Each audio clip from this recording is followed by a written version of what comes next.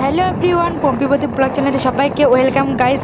আমি মিলে যাচ্ছি, আজকে হচ্ছে অষ্টমী গঙ্গা স্নান। তার জন্য আমি মিলে বেরিয়ে পড়লাম গঙ্গা স্নানে। আর আমার সঙ্গে মজা করছে। আর আজকে 4 দিন পরে কলকাতা থেকে এলো, এসে আর কি আমরা বেরিয়ে পড়েছি গঙ্গা স্নানে। মানে এসে বাড়িতে এখনও খাওয়া দাওয়া করিনি, ওই রকমই আমরা বেরিয়ে পড়লাম গঙ্গা স্নানে। আর গাইজ এই যে দেখো পিছনে যে বাগানটা দেখতে পাচ্ছ, এটা হচ্ছে শাল বাগান। এই যে দেখো এই বাগানটা যে শাল বাগান, তাই ভাবলাম যে না তোমাদের মাঝে শেয়ার করি। আর আজকে এত রৌদ্র, আর এখানে এসে একটু ঠান্ডা ঠান্ডা লাগছিল যেহেতু বাগান। আর এখানে এসে তো অন্যরকম শান্তি গাইজ, এত ভালো লাগছিল। এত পরিমাণে রৌদ্র, তবু রৌদ্র কারণ এত সুন্দর হাওয়া গাইজ, কি বলবো, খুবই ভালো লাগছে। গাইজ নদীতে এসে পড়েছি, এখন আমরা স্নান করবো। কি ভালো লাগতেছে, কিন্তু রৌদ্র খুব ভালো লাগছে, কিন্তু খুবই রৌদ্র। আমি একদম পিঙ্ক পিঙ্ক হয়ে গেছি। তরমুজের খেত, একটা তরমুজ ছিঁড়া মার খাও তো।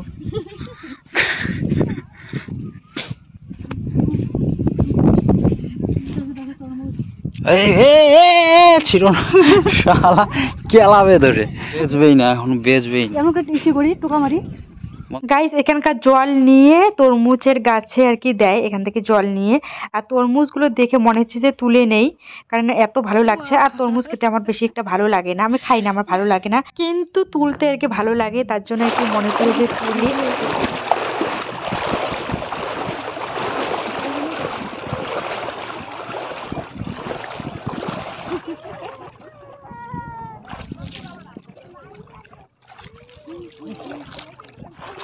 সব উঠে যাবে, এমন করে ডলা মারা তোমার হাত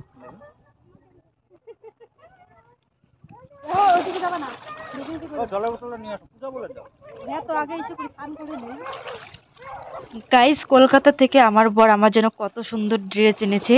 নদীতে নামার সঙ্গে সঙ্গে রং উঠে যাচ্ছে ড্রেসের, মানে কি বলবো, শুধু রং উঠেই যাচ্ছে। মনে হয়েছিল করতেই পারবো না, কিন্তু না, উঠে যাওয়ার পর কি ড্রেসটা ভালো হয়ে গেছে। আর এই যে দেখো দুজনে অনেকদিন পর নদীতে স্নান করছি। আমি তো 1 বছর পর পর স্নান করি, মানে অষ্টমী স্নানেই আর কি শুধু করতে পারি, তাছাড়া আর কি নদীতে আসি না। শুধু আর কি নদীতে স্নান করা হয় সেই একটা দিনে, অষ্টমী স্নানেই, তাছাড়া আর কি হয় না। আর আমি তোমাদের দাদা ভাই হচ্ছে মহাকুম্ভের জল মাথার মধ্যে দিয়ে নদীতে দুজনে হাত ধরে ডুব দিচ্ছি। মহাকুম্ভের জল এনেছিল, তো সেই জল আর কি দিয়ে স্নান করা হয়নি, মানে এই দিনটার জন্য অপেক্ষা করছিলাম যে এই দিনে আর কি করবো। আর গাইস দেখো নদীর স্রোত কিন্তু একটু বেড়ে গেছে, ভিডিওর মধ্যে বোঝাই যাচ্ছে। দেখো খুব মানে খুব নদীতে আর কি স্রোত এখন, একটু আগে অতটা ছিল না। আমি এই যে মজা করছি, আমার স্নান হয়ে গেছে, এখন আর কি পুজো করছি এখানে। আমাদের এখানে অষ্টমী স্নানের মেলাও হচ্ছে, মেলার দিকে যাইনি আমরা, এইদিকেই আর কি স্নান করে বাড়িতে যাব, মানে মেলাতে যাব না বলে এখানেই আর কি আমরা স্নান করে পুজো দিয়ে বাড়িতে চলে যাব। গত বছর এখানে এসে স্নান করেছি। আমরা বাড়িতে যাচ্ছি। গাইস দেখো কত সুন্দর সুন্দর তরমুজ, কিন্তু দেয় না, টাকা দিয়ে নিলেও দিবে না এখন, মানে এখনো বিক্রি করা শুরু করেনি তো, তার জন্য দিবে না। এই যে দেখো, মনে হচ্ছে একটা টুকুস করে তুলে নিয়ে চলে যাই। নিবা মার দিবে। এই তরমুজ নিয়ে খুনাখুনি হয়ে গেছিল না একবার, কারো জানি হাত কেটে দিয়েছিল চুরি করেছে বলে।